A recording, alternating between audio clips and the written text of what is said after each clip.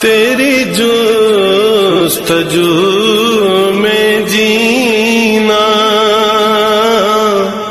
تیری آرزو میں مرنا۔ یہ میری خوش قسمتی کہ میں حضور کا امت ہوں۔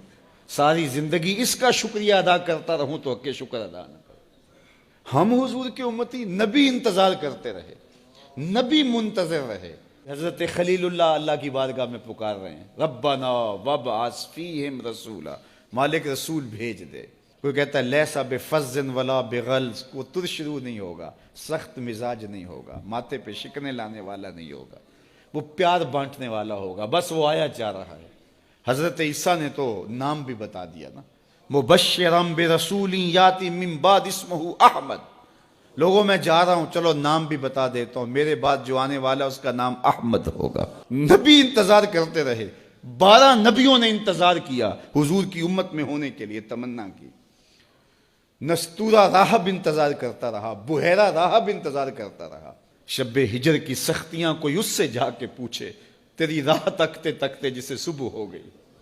زندگیاں گزار دی انہوں نے۔ سلمان فارسی کی کہانی سن لو، مجوسی کے بیٹے تھے، حق کی طلب میں نکلے، باپ نے گھر سے نکال دیا۔ ایک پادری کے پاس جا کے رکے، زندگی بھر اس کی نوکری کی۔ جب اس کا آخری وقت آیا، اس نے کہا میری تدفین کے بعد غموریا چلے جانا، وہاں کا پادری خدا رسیدہ ہے، تجھے اس سے کچھ مل جائے گا۔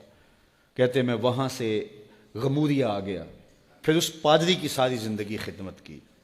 جب وہ مرنے لگا تو اس نے کہا کوئی ایسا شخص نہیں ہے جس کے پاس اب میں تجھے بھیجوں، لیکن نبی آخر الزماں کے ظہور کے لمحے آ گئے ہیں، تو یہاں سے یثرب چلا جا، وہ اس نبی کی ہجرت گاہ ہوگی، تیری زندگی سنور جائے گی، تو نے بڑی محنت کی ہے، بڑی نوکری کی ہے میری۔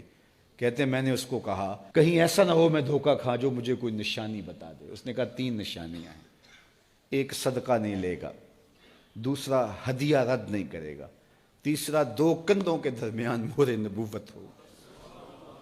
کہتے ہیں میں نے اس کی تدفین کی، یثرب کی جانب جاتے ہوئے ایک قافلے میں شامل ہو گیا۔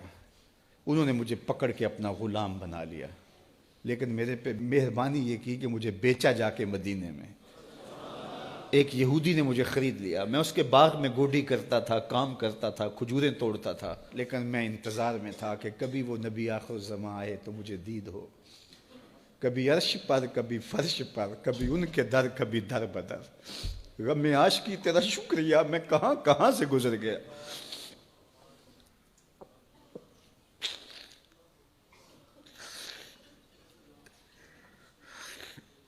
کہتے ہیں ایک دن میں اپنے باغ میں کھجوریں توڑ رہا تھا کہ ہواؤں میں مستی پیدا ہو گئی اور ہر سمت سے طلع البدر علینا کی صدائیں گونجنے لگیں۔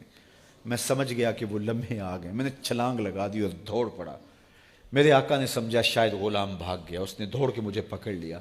میں نے اس کو کہا کہ میں نوکر تیرا ہی ہوں، لیکن دل نوکر کسی اور کا ہے، میں بھاگوں گا نہیں، مجھے جانے دے۔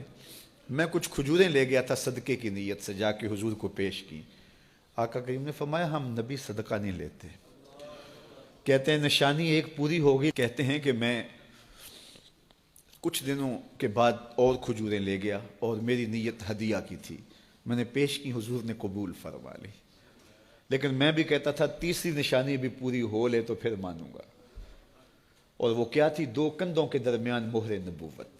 کہتے ہیں ایک دن حضور میرے باغ میں آئے اور آقا کریم نے اپنے مبارک کندھے پہ چادر رکھی ہوئی تھی اور چادر کی اوٹ میں مہر نبوت چھپی ہوئی تھی، اور میں پیچھے ہو کے دیکھتا تھا، اور میری آرزو یہ تھی کہ کوئی تیز جھونکا ہوا کا آئے اور چادر ہٹ جائے اور میں مہر نبوت کی زیارت کر لوں۔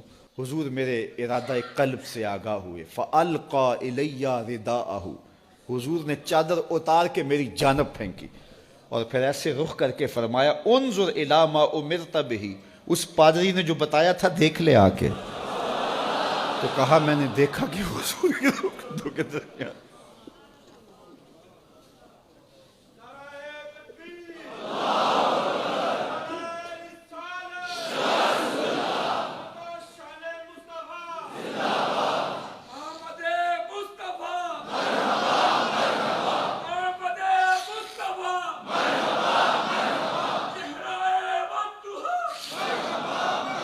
شب ہجر کی سختیاں کوئی اس سے جا کے پوچھے، تیری راہ تکتے تکتے جسے صبح ہو گئی۔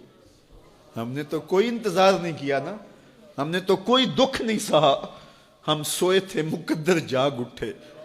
ہمارے والد مسجد سے مولوی صاحب کو بلا لائے، انہوں نے کان میں آ کے کہا مبارک ہو تو حضور کا نوکر بن کے آ رہا۔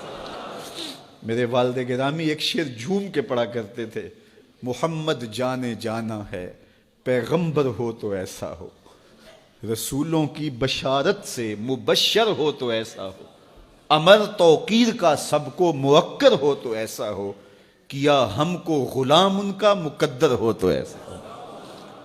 میں اپنے مقدر پہ قربان نہ جاؤں، آپ اپنے مقدر پہ نثار نہ جائیں، ہمیں وہ نبی ملا جو نبیوں کا نبی۔